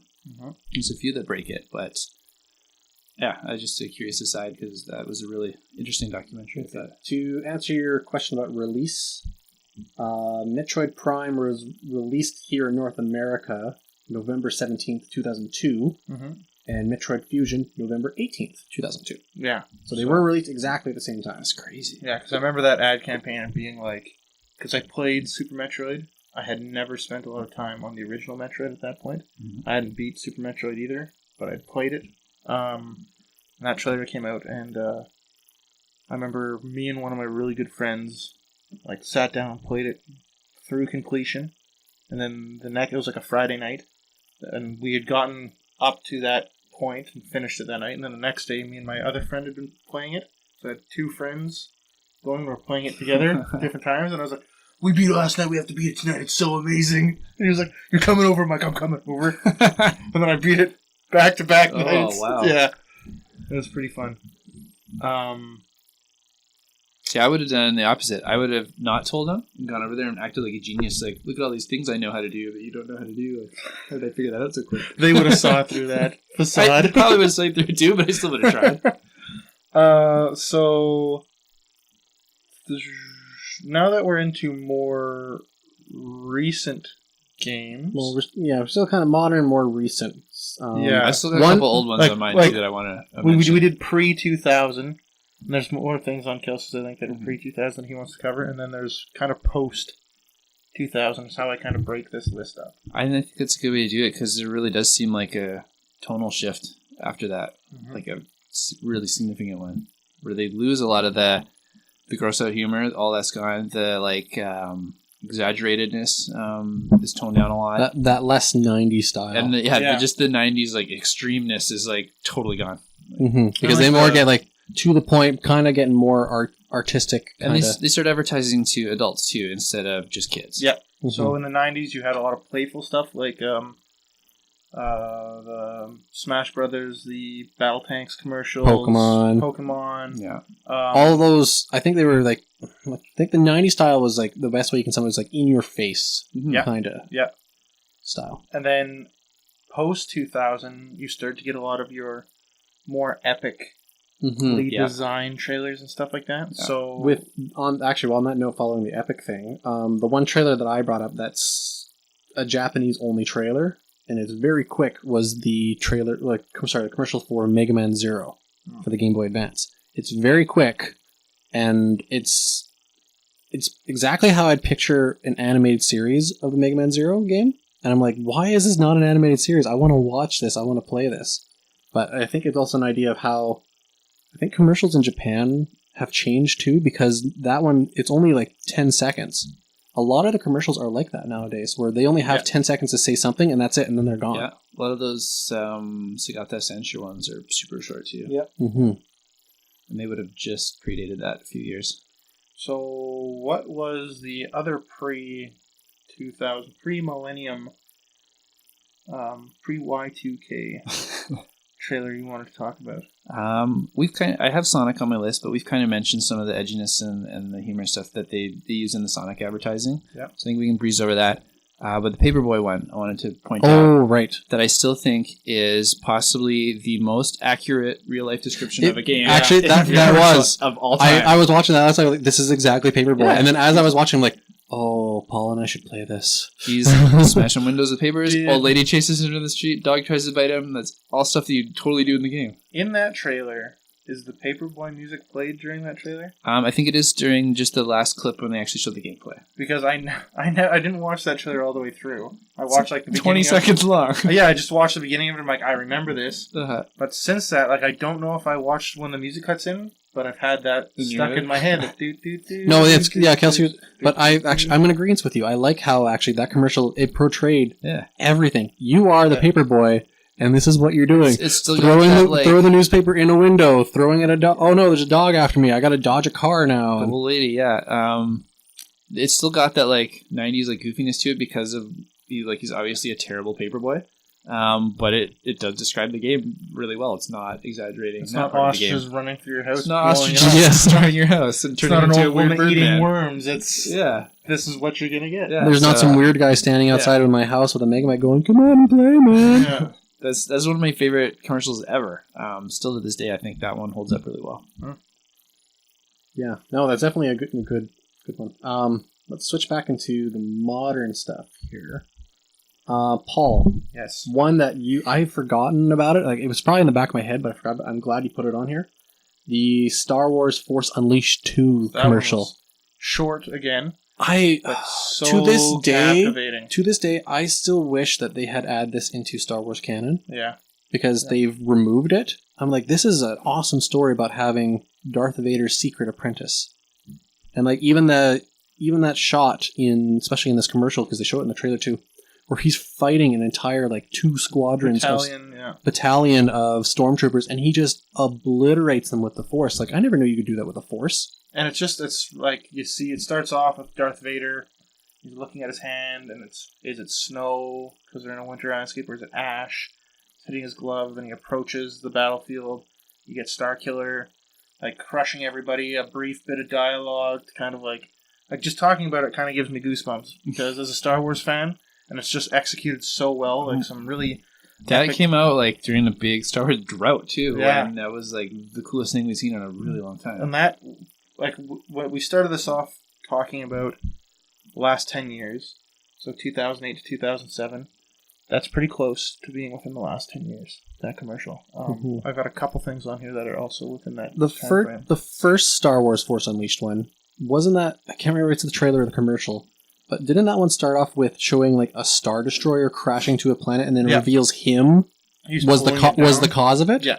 Holy crap! Yeah. That series did really good job hyping itself up. Yeah. Why wasn't that in The Last Jedi? That should have been like that should have they're saving that for the next one. They're trying to make Force users less powerful, but also give them more ridiculous gimmicks in the new movies. I could talk about. Let's steer this ship away from Star Wars talk because I could go off on a pretty intense rant about this. Also, staying in the vein of epic trailers and things that like get you in the feels and make you want to play the game because of that, not necessarily because of what the game looks like. Grand Theft Auto Vice City, the soundtrack for that game is amazing, even to this day. Like, it's really good. Kelsey will disagree because he doesn't like that genre of music. Metal, it's not worth listening. Exactly. New Juice pre-sale coming out in March. Very excited. Shill. Flock of Seagulls. Right. Timeless. And I ran so far away. And it's just him doing awesome 80s Scarface-esque like actions. Like I saw that in 2002. I was like, because Grand Theft Auto 3 had come out, and I was like, oh, this is a cool game, cool concept. That trailer came out with that song playing. I was like, you have my money. You have all of my money from here until the rest. A very early pre-Futurama moment of "shut up and take my money." Yeah, exactly. I feel like that. ad campaign in that game, like, is where that franchise really like boom. Like, I know 3 was a big deal, and it really pushed it a lot over 1 and 2, but that one's like where everyone was talking about. Yeah, Vice City was like a huge game, a huge. It was. Yeah, and everybody wanted. I can recall sitting at my friend's place because he was the one who had the PS2. We played Vice City, and we would do turns where it was, okay, you have 10 minutes to do whatever you want, or whenever you get killed. And like one of the things we do was just put in cheat codes and like steal a helicopter, fly on a building, and start sniping people. Man, we would drive. Me and my friends would sit, and one person would drive, and everybody else would just sit. And we'd cruise, listen to the soundtrack of that game for like hours. It's like, man, this is so sweet. It's like start a mission, but get in the car really quick so we can listen to the music. There's one thing I love about that, because they started doing it in that game, maybe in Grand Theft Auto 3, but I didn't play it much. But in Vice City, with the radio, because you're talking about the music, yeah. The radio ads that they put in there, because they actually had to create, and I think it was like 24 hours worth of audio content that you will only hear if you actually sit there and listen to the radio. They get to a commercial. It's always a commercial for this movie or something and whatnot, and it's like, Dave, we need you. They got your son. They got your wife and daughter. But I'm not married. You are now to America. And it's like the Explodinator. Some sort of weird commercial for a movie. I feel like they did a better job there than some of the modern games that are still coming out. Because I remember playing Far Cry 4 and rehearing the same radio ads like within a couple hours. And I didn't play a ton of the GTA games, but I don't remember ever having repeats like that, like I did in some of the newer stuff. Some of the newer stuff they do repeat more often, but Vice City, like, it was like, in order for you to wait to listen to, say, Flock of Seagulls, you had to listen to one specific radio station, and you had to wait, I think it was like 2 hours before it looped back around. For Grand Theft Auto now, like Grand Theft Auto 5, you have a huge variety of radio stations. So if you, like, it's probably over 24 hours. Because every station has a huge number of ads and little clips and blurbs and a whole bunch of songs. Mm-hmm. So if you were to listen to one station until you heard a repeat, then switch to the next station and do that, like, you're probably playing that game for a week straight. And then there's also, like, Grand Theft Auto did a really good job because then they start adding in TV. So now your character can go down and sit and watch TV, and they have stations with different episodes. You can sit down and watch like episodes of a show they've created just for it's like what? Like this game is so deep. Yeah, and I feel Vice City was the beginning of that. Yeah, definitely. It was really knocked it out of the park. And then for like because Vice City is the first one that I really remember that had a music property that really like kicked it into overdrive, and that's how. Like the epicness really stepped forward. That was in 2002. Mm-hmm. I think Tony Hawk might have predated that with some licensed ads, but not as impactful as GTA. I think I know where you're going with this, Paul. You're talking about the next one, your Gears of War Mad World. Mad World. That is a good commercial. Yeah, that was like a very somber kind of, and I think they used Mad World done by Tears for Fears. I think in other trailers they used other Tears for Fears songs for like Gears of War 3. Mm-hmm. But I think that one in particular, like, it was really good because you didn't hear any audio from, say, the cinematic. Yeah. Just this music of this devastated world until that last second and like the end of the trailer where you see Marcus Phoenix shooting the huge creature and then it goes black. You're like, what was that? Yeah, because it's a very somber song. From this point onward, I think another big reason that a lot of trailers aren't having an impact on me is because I haven't had cable since this time. Like, I'm not seeing commercials really anymore unless I hunt them out. That makes sense. Yeah. I never thought of that until just now. Yeah. Because a lot of these ones were still when I had cable. Like, I haven't had cable for... I haven't cable for 13, 14 years now. I'm going on 7 probably. Like, not as much as you, but... so I got to catch a lot of these ones with music. The Call of Duty Black Ops, there's a soldier in All of Us, where it has all the people... I've never seen that just because of the targeted YouTube ads. I would see some of that stuff. Yeah. That one also has a lot of like celebrities in it too and stuff. Guest spots. But I know because you had that one there, and I remembered it. I can't remember what it was called, but it was kind of the right idea. It was similar to that one. Maybe it's the Advanced Warfare and stuff, but it's one that has Robert Downey Jr. in it. Yep. He's in like a fighter plane or I've never something. seen that one. Yeah. I don't like those at all. It feels so pandering. The Just first throw one, a bunch of because celebrities in there. the Black Ops one, who sings that song? I know who sings it, and it's going to drive me nuts that I'm not able to name it. You know who sings it too. I do. That's rare. I got it on my phone queued up right now.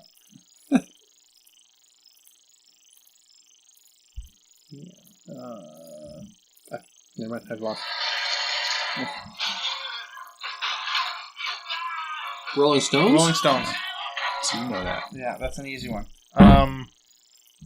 That first one, because it was kind of the first Call of Duty one like that, with the celebrities in it and stuff like that. And it made me notice it. I think I that one play the game. I think that one was good because the concept of it was that anybody could play it. Yeah, and Like whether you were, whether you're a big NBA star or you're the pizza delivery guy. Well, and the other thing too is like that was in the super height of Call of Duty. Like Still in the super height. Well, I feel because it was like Modern Warfare came out and it revitalized the series. Yeah. World at War came out and people were kind of like, yeah, it's cool. Modern Warfare 2 came out and it was like, whoa, it was another big jump in sales. Mm-hmm. And then that game came out and it was riding the Modern Warfare 2 hype. That was for Black Ops, wasn't it? The first one? Yeah. And yeah, that was a big game, and it was like, not only anybody can play this, but everybody's playing this series right now. So yeah, I thought that one was really good, well done, and this also follows in the vein of using musical properties, which we didn't get through the 90s, like popular Yeah, that's songs. staple now. Companies spending money to buy these properties for their advertisements that we didn't get through the 90s because gaming was still kind of niche underground. Yeah. And now it's very much, this band is a huge fan of this game, and we got a hold of the company, that's and now kind of neat when that happens. Yeah. Now we have our song being used in the commercial now or whatnot. Guess still staying in the same era then, with everybody wanting to play that. One that I wanted to bring up was the Robin Williams ad for Ocarina of Time. That one's painful to watch now after it is. Him. Like it's really touching. And it is very sad. touching. Very sad. It's kind of sad, but it's at the time. I still love that commercial. I do too. Oh, yeah, definitely. Yeah.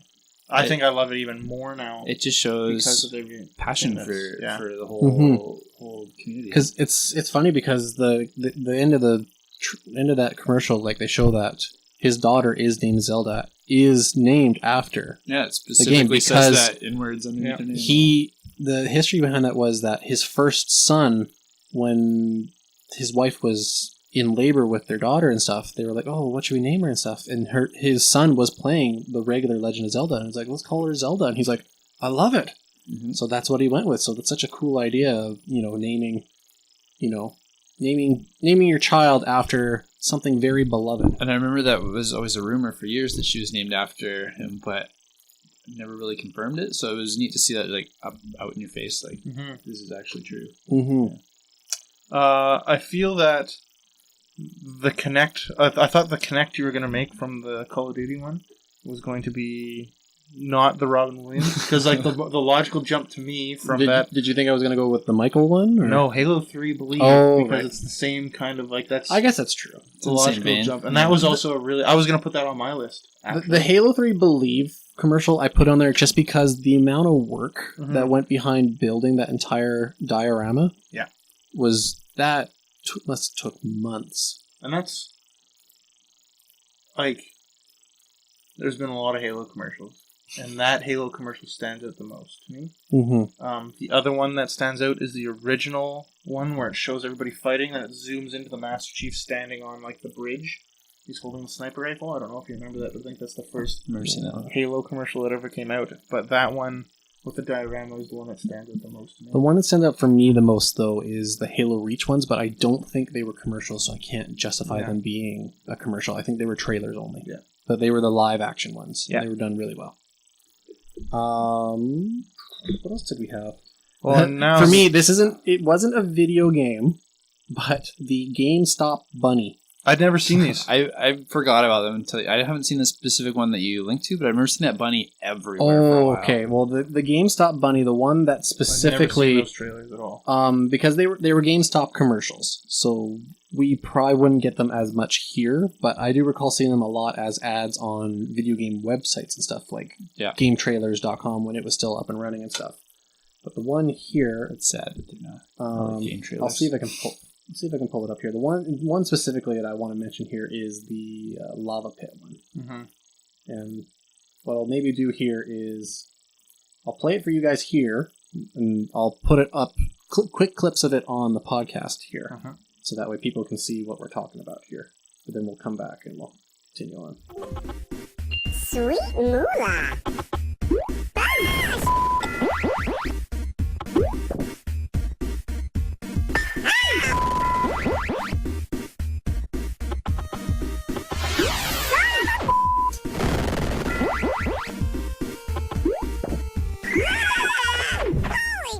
So for me, that bunny commercial one, for me, that's how I feel like most people probably feel when they were first playing through Dark Souls right now.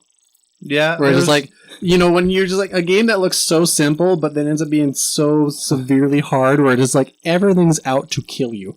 I feel that was a time frame when a lot of games like that were coming out. Like I Want to Be the Guy, and things like that, where it was like the one Nintendo Hard was being coined a term around that time. Yeah. Well, Nintendo Hard's been a term. I've never heard anybody say that as a kid. Like, I'd say like late 90s. 25? Really? Like, I never. Well, you are. Until the the whole 25, late nostalgia 90s thing fits started with you. coming back. I never heard anybody say that. Yeah. I like. There's one that I didn't put on my link, but it kind of fits with the GameStop one because it's not specifically for a game. But it was a few years ago at E3 when they were announced. Pause a second. I think the camera overheated. Okay, sorry about that. We were having an issue with our video camera here, so now unfortunately it is gone. It's overheated. So Sauna Meltdown. I'm really comfortable. I don't get it. We hit the camera so hard with nostalgia feels. Couldn't handle it. Packed it in. It was just Yeah. Anyway, all right. So we're almost done here. So we're just going to be audio only here for a couple more moments. So to go back to what I was saying though, one of my favorite ads of the last few years was during E3 when they were announcing the Xbox One, and they were talking about all like always online, and like they had this really weird, stringent way to share your games with your friends. And then Sony put out that quick little like 10-second ad, like, here's how you share games on the PlayStation 4. And it shows the CEO just like passing a game to like, company. And that was it. And that was my favorite because it brought back like that old like Nintendo versus Sega kind of thing. Like, actually, I can actually recall because I found that that E3 press conference when they're sitting there talking. It's like, what's the easiest way to, you don't have to be online all the time. And people are, yeah, like they just said these little jabs at Microsoft to get huge fanfare, and it was just my favorite. I love seeing that kind of stuff, and I wish it would happen more often. Mm-hmm.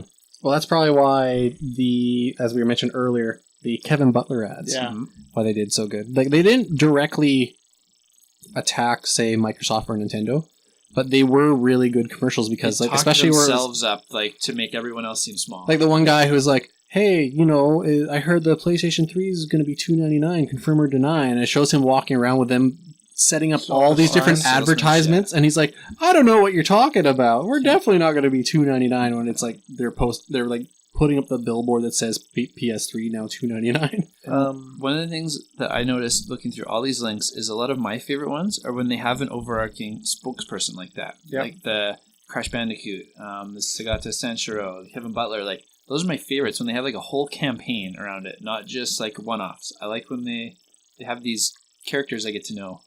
Would you add in the the Nintendo representatives from the Wii? The we would like to play. Yeah, like I think that's why the Nintendo Directs and the Treehouses do so well is because it's like I know Iwata, I know Reggie. Getting to know some new people now. Like I love when they do that because their personality bleeds through after a while, and you feel a little more connected. You feel like they probably telling you the truth more than they're advertising to you sometimes. And even if they may not be, I still get that feeling. And the final two games the final two commercials I have, It's really goes in with the Michael Butler, Kevin Butler, sorry, and the Senshiro, because they're trailers for consoles, and like PlayStation and Sega just Butler really would do games too. Like, Yeah. there's a whole bunch where he did like Mod Nation Racers. But a lot of them were, a lot of like his really popular ones were the yeah, consoles. totally. He's like, I'm the CEO Yeah. of PlayStation. Yeah, or not CEO. They gave him a weird name, Vice President of Marketing or something. Yeah. So the Sega Dreamcast, It's Thinking commercials really stand out to me, and it just like I watched the commercials again, and I didn't remember anything that happened in them. Like I had a completely different memory in my head of what the commercial was, but at the end when it just goes like that, really like stood out and kind of used to give me the creeps a bit. And I was like, they're like, yeah, come over and play Dreamcast. I'm like, I don't know if I want to. Is that the one that had the weird drip drop noise at the end? Like, bloop, bloop. I think so. Yeah, because there some. Yeah, they just have that sound. Like they'll have the PlayStation logo sound or stuff like that. Those stand out. Well, And the other one was the ad for PlayStation 3 Michael. That one, I like that one because to me, I love that concept Watch it. idea Have you of. seen it? I love that concept idea that there's a bar somewhere where all the games that I've ever played or you've ever played, oh, I have seen that. Where- I hate that commercial. What? Don't like it at all. where like all the characters are like, you know, doing that thing like, oh, these are the glory stories, whatnot, and everything. And I just thought like there were so many game properties that looked, and there were I don't think there was, the only CGI was Kratos. I think everybody else was like a real actor. Well, everybody was a real actor, as well as they had the real voice actors voice over their characters. So Nathan Drake is voiced by Nathan Drake. Nathan Drake. Nolan. Metal Gear, Nolan North. Yeah, North. Snake in that one is David Hayter. Yeah. From Metal Gear Solid. Like, I love that idea that they actually went through and said, you know what? Players are going to call us out if we don't have the voice of those characters on. So I love they went and did that little extra. Well, These and- commercials are so bland and generic to me. I loved it when they parachute in the World War II troopers and they go to the bar and they have to give everything. Then you get all the Easter eggs of all the weapons. They put all their weapons down. Yeah. The whole like Greatness Awaits campaign they did after that too, I feel like the same thing. It's just blah, boring. I don't remember the Greatness Wakes, and maybe because this PlayStation Michael commercial came out before it, and it really like stands out to me. And then kind of like the Call of Duty. Yeah, One, like that was the very first much one. like that one. Yeah. That was the first one that came out like that, so it really stands out to me. And like maybe to wrap this up a bit here, the ones that stand out to like there's a lot of games that stand out. Probably Final Fantasy VII and Smash Brothers stand out the most to me as game commercials. Mm-hmm. But I think the console ones probably stand out more. Like when we were thinking about commercials, the ones that were jumping to my mind were They've got a lot more the Shiro to push with those. It's not like a punchy little character that's easy to advertise. the I Crash think they do put a lot Bandicoot, more effort into the those. Michael, the Dreamcast, Don't put the Michael in with those. Sega does what Nintendo don't. Like those, when I was thinking about That- the list I wanted to actually, compile, jumped out to me. I know we breezed over Sonic earlier, but that really, it was never just about Sonic. It was always about Sonic and the And Genesis yeah, together. yeah. They advertised them hand in hand, which I don't really see much anymore. Yeah, because Crash wasn't Bandicoot did that too, but other than that, I can't think of any examples. yeah, because wasn't it that you bought the Sega Genesis, you got the first Sonic for free or something? Yeah, it was a It pack came in really with it, early. But they'd always show in their advertising, like, while they were showing Sonic the Hedgehog, like, running loops and collecting coins, they say, can Mario do this? Like, can you get this on your Nintendo? They were not Look how just fast showing he how is. cool Sonic was, Mhm. they were also taking jabs at the competition at the same time. Yeah, and I think those console trailers probably stand out more than I'd agree game with that. trailers to me, definitely. And like when we first started this off, like the first thing we opened this up was with Sega does what Nintendo don't, and that still resonates. It's so funny. Huge. Yeah, everybody that is our age and even younger like recognize that slogan, Yeah, and I don't think anyone's gonna remember "Greatness Awaits" or Michael "Only or- Does Everything" or like these new slogans just Yeah. don't seem as timeless. Well, the new slogans are pretty like marketing fluff piece kind of Yeah. stuff. Yeah, While those ones there, like the Sega does what Nintendo like that took some creativity to figure that out. yeah. Well, and that's the '90s smash in your face. We don't Like, care what you think. We're gonna say it anyway. Yeah, if you weren't on the edge, like The Simpsons. And you look at The Simpsons now; it's pretty bland. I watched an episode a few months ago of one of the new ones I hadn't seen. I laughed my ass off. I haven't seen it like probably 6 or 7 seasons now. Every once in a while, I'll catch an episode, and I'm like, "Oh man, that's so funny!" And then I'll follow it up for like 2 weeks. I'm like, I caught the good one, but I've been suckered in again, baited. I think, as to summarize everything here, for me personally, I love the commercials that either make me laugh or make me want to play that game. The one that I didn't get to mention yet that was on my list here, so I'll just leave it as my last note.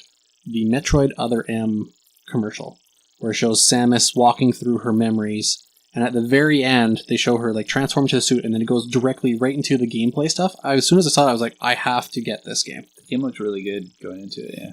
I still love the game. Like the storyline wasn't the best, and the voice acting but pretty bad. The idea of blending like 3D environment with the 2D, I love that. I wish they would reapproach solid, that. Really good gameplay. Yeah, I have to actually. It's on my list of games I have to replay because I lost my fully completed 100% data when I had to transfer my Wii data over to my Wii U. It got corrupted, so I lost all my data.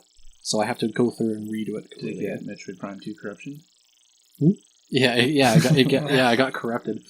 Dark Samus got into my Wii U and corrupted my system. Yeah, I agree that the ones that make you laugh are the ones that really stand out, or the things that are like cutting edge, because like Sega does what Nintendo don't. Stands out from the 90s. Like there's so many 90s. Like who remembers Fido Dido? Oh, I do. I used to have a shirt with him on the pocket, like here. Yikes, that's good. Which one of these, if any, have got you to go out and physically buy a game or a console? Any? Grand Theft Auto Vice City. The Smash Brothers one, or probably the Smash Brothers one actually. Smash Bros. Worked for me too. I went out and bought that within the month of seeing that, and the Bart versus the Space Mutants was on my wish list. I made my parents go get that for me, even though they screwed up and got me the better game. Yeah, like Final Fantasy, I never owned it until much later in my life, and same with Smash Brothers. But I had friends that bought it, and like those trailers made me want to play the game, right? Like immediately.